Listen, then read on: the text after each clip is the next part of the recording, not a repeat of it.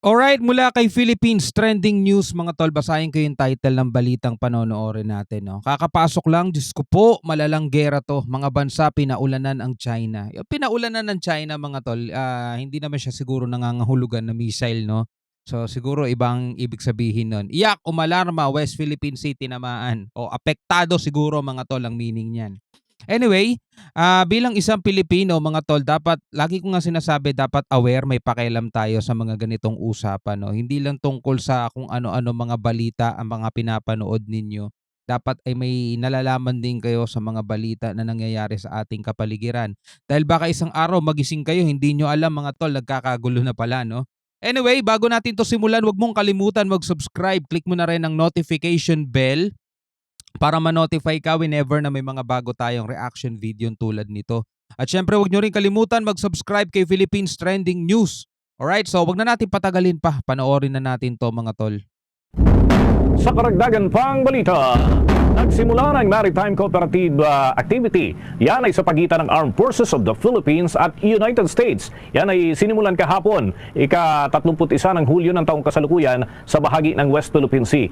Bukod sa United States, no, nagkaroon na rin ng military activity ang Japan. Tapos magkakaroon na rin malapit na inaasahang mapipirmahan din yung Canada at Pilipinas, yung visiting force agreement nila mga kapatid na natin sa kanila. So talagang matinding paghahanda na to mga tol.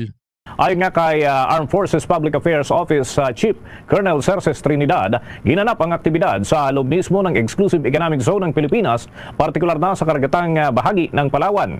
Kalahok sa nasabing aktibidad ang USS Mobile at ang BRP Ramon Alcaraz ng Philippine Navy. Sinabi ni Trinidad, nakasama sa ehersisyo ang isang serye ng kaganapan na dinisenyo upang mapahusay pa ang komunikasyon at koordinasyon sa pagpapatakbo at yan ay sa pagitan ng dalawang hukbong dagat. Ang mga kaganapang ito mga kabombo ay binubuo ng ehersisyo kagaya ng Communications Check Exercise, Division Tactics, Officer of the Watch Maneuver Exercise at Photographic Exercise, pati na ang Cross-Deck Exercise. Pangunahing layunin ng aktibidad na ito ay palakasin ang interoperability at cooperative capabilities ng Philippine Navy at United States Navy. Yan ay sa pamamagitan ng pagsasagawa ng mga pagsasanay na kahalintulad nito. Layunin ng dalawang hukbong dagat na pahusayin pa ang kanilang kahandaan at kakayahan na mag-operate ng magkakasama, pagtitiyak pa ng maritime security at katatagan para dito sa rehiyon. Binigyan din naman ni Armed Forces Chief of Staff General Romeo Bronner Jr. ang kalagahan ng cooperative activities sa pagpapanatili ng regional peace and security. At sinabi pa, Yun ang sinasabi natin, di ba? Para mapanatili yung regional peace, no? Ang ano naman, ang sa China naman, nakakasira daw to ng kapayapaan. Kita niyo yung pahayag ng gano'n ng China. ni General Bronner na malaking bagay para naman sa Philippine Navy ang nasabing joint exercise na layuning mapalakas pa ang kapabilidad ng hukbong dagat ng ating bansa. Iginigit pa ng opisyal na ang partnership sa pagitan ng Philippine Navy at United States ay patuloy na pagiging pilar regional stability. Patunay din ang mga hakbang para sa Pillar at saka regional stability, no? Kabaliktaran doon sa sinasabi ng China mga tol, na nagpapaguho lang daw yan at nagdudulot lang ng mas marami pang tensyon. lalo pang pagpapalakas at yan ay para sa defense ties ng dalawang bansa at ang kaparehong pangako na panatilihin ang freedom of navigation at kilalanin ang rules-based order sa dito sa Indo-Pacific region. Mga kabombo, daan pa lang aktivista dun sa Japan ang nagsagawa rin ng kilos protesta para naman kundinahin yung 2+2 security talks sa pagitan niya ng Amerika at Japan itong nakalipas po na araw. At kumustahin natin, ano kaya ang reaksyon din ng Filipino community dyan?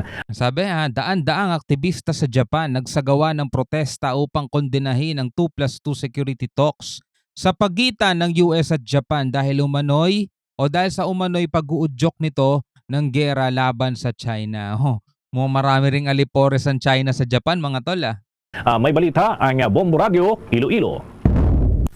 Nagsagawa ng kilos protesta ang mga Japanese activists upang magpahayag ng pagtutol sa 2+2 security talks sa pagitan ng Japan at United States at ng Quad Foreign Ministers meeting sa paniniwala na ang US-led military alliance ang magpapalaki ng posibilidad ng giyera. Napaglaman Eto mga to, ano pa rin to, buhay pa rin sa isipan nila mga tol, yung ginawa ng Amerika sa kanila dati nung World War II. sa 2+2 security talks, inanunsyo ng United States ang plano nito na major revamp sa military command dito sa Japan upang lalong paigtingin pa ang koordinasyon sa Japanese forces. Ang nasabing 2+2 ay dinalawan ng top Japanese at US diplomats at defense chiefs na sinundan ng Quad Group kung saan ang tinalakay ng foreign ministers ng Australia, India, Japan at US ang maritime security at initiatives upang patibayin ang cyber defenses.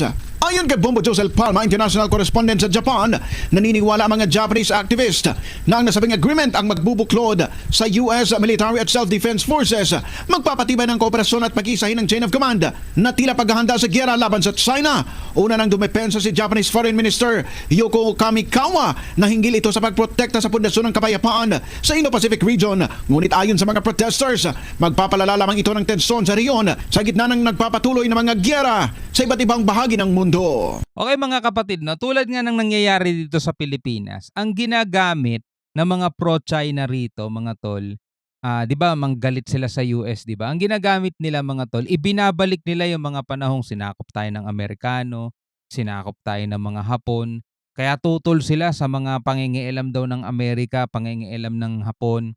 At yung China naman daw walang history ng threat, 'di ba, sa Pilipinas. So ganun din yung tactic ang ginagamit din nila mga tol, 'di ba? O naalala ninyo pa ba yung US, binomba tayo ng ganyan, Hiroshima, Nagasaki, ganyan-ganyan. 'Di ba? Lalo lang magpapalala ng tension yung mga 'yan. Ganun pa rin ang ginagawa nilang tactic ang mga tol, walang bago, 'di ba? So ganun din sa kanila, may mga ayaw din. Ang grupo ng mga aktivista ang nagmarch sa patungong Central Tokyo upang protestahan ang 2+2 security talks sa pagitan ng Japan at United States at grupo ng mga foreign ministers na nagsasabing ang military alliance na pinapangunahan ng US ang magdagdag ng posibilidad ng giyera. So buong mundo mga sangkay nakatutok ngayon sa bansang Amerika dahil nga po sa matinding pangyayari, lalong-lalo na po yung naganap kay Donald Trump. At eto nga po, itong si former President Donald Trump, bagamat wala pa po siya sa opisina mga sangkay ng Mukhang malakas si mga tol, si Donald Trump, no? At merong babala si Donald Trump Ito panoorin natin kung ano magiging opinion at reaksyon ni Sangkay. pagiging isang pangulo ng Amerika. Aba, nagbitaw na po ito ng matinding babala mga sangkay sa buong mundo. At yan po ang ating pag-uusapan ngayon. Si Donald Trump ay nagbitaw po ng isang matinding babala mga sangkay. Pero bago yan, ito po muna. Mga anti-Trump noon mga sangkay na ngayon ay nagkakaisa na po sila. Tumutulong at si Biden nga po pinapa-atras na po bilang pangulo Wala ng na, kanilang matras bansa. na. So, ngayon kasi buong mundo nakatutok kasi Amerika po yan. Kahit po yung China nakatutok po ngayon sa Amerika, kahit ang Russia, di ba, nagsalita din po sila. Kasi pag nakabalik na naman po itong si Trump, nako po, malaking problema ito sa lahat ng mga elitista. Si Donald Trump kasi ay isang taong hindi natatakot na banggain ang kahit na sinong mayayaman dahil siya po ay isang mayaman. Negosyante. Bilyonaryo. Bukod dyan, mga sangkay, ang lagi pong sinasabi ni Donald Trump kaya hindi siya natatakot kasi meron po siyang big boss. Walang iba kundi si Jesus. Diba? Nakikita nyo naman mga sangkay, naipanood ko na sa inyo yung statement ni Donald Trump about kay Jesus Christ. Anyway, bago tayo magtuloy-tuloy, no, yung mga nanonood ngayon na medyo may nervyos, mga sangkay, lipat muna kayo sa ibang channel, ha? Kasi baka na naman sabihin nyo na nakakatakot naman itong vlog na to. So, mas mabuti lumipat na kayo sa ibang channel doon kayo manood para wala kang iisiping iba at wala kang sisisihin. Ito ay para lamang po Nood kayo ng mga influencer nagpo-promote ng sugal. sa mga maton, mga matitibay ang loob. Okay? Hindi po matatakutin.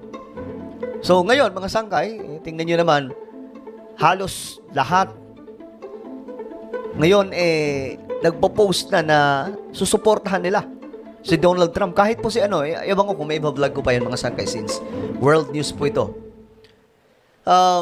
Kahit po si Mark Zuckerberg, may-ari po ng Meta. FB, At Meta. si Elon Musk, may-ari po ng Twitter, Twitter, SpaceX. ay nagpahayag na po ng all-out support kay Ooh. Donald Trump. So, ganito po katindi ang nangyayari ngayon doon sa US. At mukhang malabo na po itong matalo, mga sangkay. November po ata ang eleksyon eh. Hindi ko alam kung may makakalaban po ito si Donald Trump. Ngayon, dito na po tayo. Ito mga sangkay matindi. Itong matinding statement ni Donald Trump, pakinggan po natin. The entire world, I tell you this, we want our hostages back, and they better be back before I assume office. Ayan. Maiksing mensahe mga sangkay, pero makahulugan. Ulitin po natin yung part na yan. Well, you will be paying a very big price. Ulitin natin mga sangkay. And the entire world, Sa buong mundo, I tell you this, sinasabi ko ito, sabi ni Donald Trump, we want our hostages back, and they better be back before I assume office.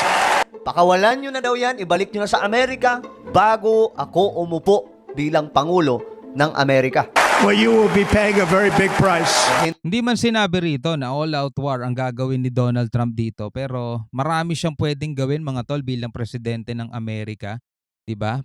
Parang pinakamakapangyarihan na 'to mga tol sa daigdig no? Dahil alam niyo naman number 1 yan mga tol. Pero anyway, kung ano man yung sinasabi niya rito, walang ibang nakakaalam diyan kundi ang future pa. Malalaman natin yan if ever no na manalo nga si Donald Trump mga tol. Sa tingin nyo ba ito ay magiging isang matindi o malalang gera mga tol? No? At kung sino man yung mga kalaban niya na tinutukoy dito, 'di ba? Kailangan daw palayain na yung mga hostages na yun at ibalik na daw sa Amerika bago pa siya mag-assume ng office or kung hindi magbabayad kayo ng malaki. Yun ang sabi niya mga tol, no? Hay naku po, ang mundo natin talaga papunta na sa kanyang ewan ko ba. Anyway, bilang isang Pilipino mga tol, ano masasabi mo sa mga balitang to? Pwede ka magbigay ng komentaryo sa ibaba at pwede ka magbigay ng iyong opinion. Hanggang sa muli, ako nga pala si Shobaldi. Peace out.